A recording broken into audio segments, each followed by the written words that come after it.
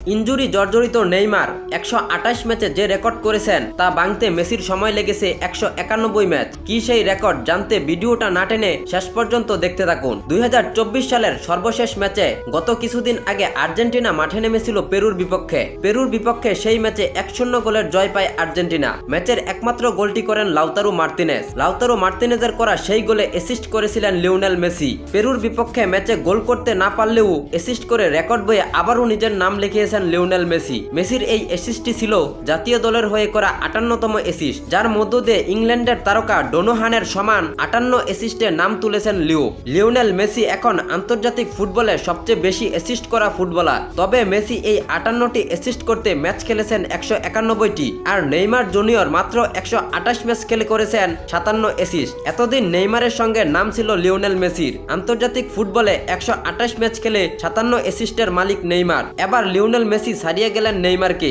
Neymar যে কীর্তি করেছেন কেবলমাত্র 128 ম্যাচে, সেই কীর্তি করতে মেসির লেগেছে 190 ম্যাচ, আর 191তম ম্যাচে গিয়ে নেইমারকে ছাড়িয়ে গেছেন মেসি। তাছাড়াও ফুটবলের নিত্য নতুন আপডেট সবার আগে পেতে আমাদের এই চ্যানেলটি সাবস্ক্রাইব বা ফলো দিয়ে পাশে থাকবেন। আর আগেই সাবস্ক্রাইব বা ফলো করে থাকলে আপনাকে অসংখ্য ধন্যবাদ।